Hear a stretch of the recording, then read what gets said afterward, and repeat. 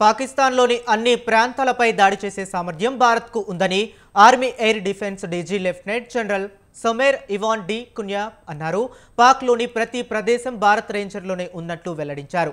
ఒకవేళ ఆ దేశ సైన్యం తమ ప్రధాన కార్యాలయాన్ని రావిల్పిండి నుంచి మారుమూల ప్రాంతానికి తరలించినా అక్కడ కూడా వారు కలుగు వెతుక్కుని అందులో దాక్కోవాల్సిందేనని ఎద్దేవా చేశారు. ఓ జాతీయ మీడియాకు ఇచ్చిన ఇంటర్వ్యూలో ఆయన దాయాదిపై విమర్శలు గుప్పించారు. ఆపరేషన్ సింధూర్కు ప్రతిగా పాకిస్తాన్ పాల్పడిన దుస్సాహసాన్ని భారత్ గట్టిగా తిప్పికొట్టింది. శత్రుదేశ డ్రోన్లు, క్షిపణులను కూల్చివేయడంతో పాటు వారి కీలక సైనిక స్థావరాలను ధ్వంసం చేసింది. అయితే భారత్ తలుచుకుంటే పాక్ మొత్తంపై దాడి చేసే సామర్థ్యం తమకు ఉందన్నారు army air defence DG Lieutenant General Sumer Ivan D కున్యా.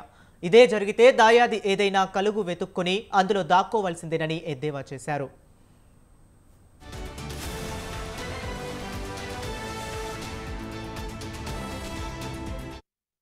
allowed us to deploy our guns. And it is possibly for the first time in maybe many years where they switched off the Golden Temple lights for the first time so that we could see the drone coming. I think that's what, the Golden Temple hierarchy realized there was possibly a threat when it was explained to them.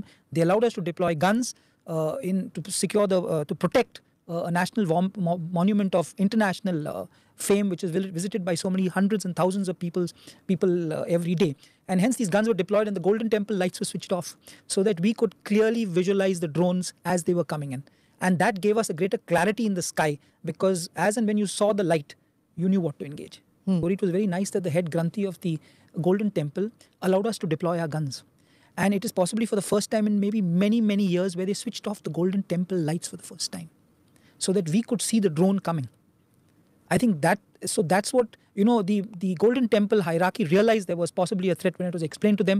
They allowed us to deploy guns to secure to protect a national monument of international fame, which is visited by so many hundreds and thousands of people.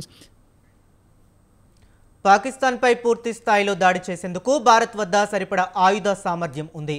పాక్లోని ప్రతి ప్రదేశం రేంజ్లోనే ఉంది. మన సరిహద్దుల నుంచే ఆ దేశంలోని అన్ని ప్రాంతాలపై దాడి చేయగలమని తెలిపారు. ఒకవేళ వాళ్ళు తమ ఆర్మీ హెడ్ క్వార్టర్స్ను రావెల్పిండి నుండి ఖైబర్ పఖ్తూన్ఖా లాంటి ప్రాంతాలకు తరలించినా అక్కడ కూడా దాడులు చేసేవాళ్ళమని చెప్పుకొచ్చారు. అప్పుడు వారు ఏదైనా కలుగు వెతుక్కొని అందులో దాక్కోవలసి వచ్చేదని సుమేర్ విమర్శించారు. ఈ ఆపరేషన్ సింధూర్లో అధునాతన స్వదేశీ సాంకేతికత, దీర్ఘశ్రేణి డ్రోన్లు, గైడెడ్ మిసైళ్లు కీలక పాత్ర పోషించినట్లు ఆయన తెలిపారు. దేశ సార్వభౌమత్యాన్ని రక్షించడమే సైన్యం కర్తవ్యం. సరిహద్దుల్లో చొరబాట్లను అడ్డుకోవటంతో పాటు ఎలాంటి ప్రాణ నష్టం జరగకుండా చూడటమే తమ ప్రాధాన్యమని తెలిపారు ఆయన. ఇవాళ సైన్యం సాధించిన విజయంతో కేవలం సైనికులే కాదు, వారి కుటుంబాలు, యావత్ భారతావని గర్వపడుతుందని సుమేర్ ఆనందం వ్యక్తం చేశారు.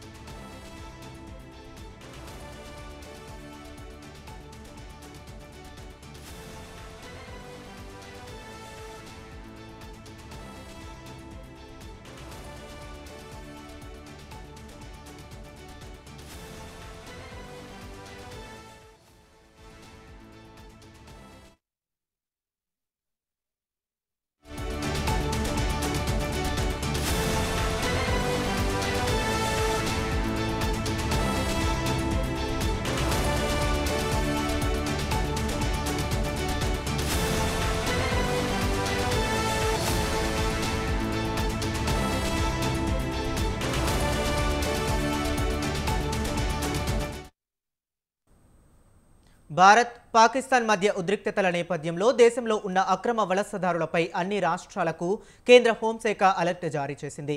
అలాగే రాష్ట్రాలు తమ ప్రాంతంలో ఉన్న అక్రమ వలసదారులను గుర్తించి వెంటనే పంపించాలని ఆదేశించింది. ఇందులో ముఖ్యంగా పాకిస్తాన్ పౌరులకు సంబంధించి ఈ ఆదేశాలు ఇచ్చింది.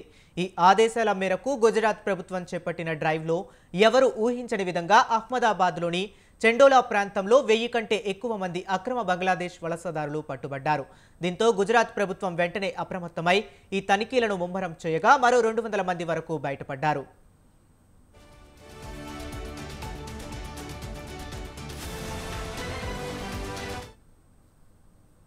వీరంతా బంగ్లాదేశ్ నుంచి అక్రమంగా దేశంలో చొరబడటమే కాకుండా చెండోలా ప్రాంతంలో 2.5 లక్షల చదరపు మీటర్ల కంటే ఎక్కువ విస్తీర్ణంలో అక్రమంగా ఇల్లు, ప్రార్థనా మందిరాలను ఏర్పాటు చేసుకుని నివసిస్తున్నారు. దీంతో ప్రభుత్వ ఆదేశాలతో అక్రమ నిర్మాణాలను కూల్చివేస్తున్నారు. ఇందులో భాగంగా ఇవాళ ఉదయం 2వ దశ కూల్చివేత చేపట్టారు అధికారులు. ఈ ఆపరేషన్లో 3000 మందికి పైగా పోలీసులు, అహ్మదాబాద్ మున్సిపల్ కార్పొరేషన్ అధికారులు పాల్గొన్నారు. 50కి పైగా బుల్డోజర్లు అక్రమ నిర్మాణాలను నేలమట్టం చేశాయి.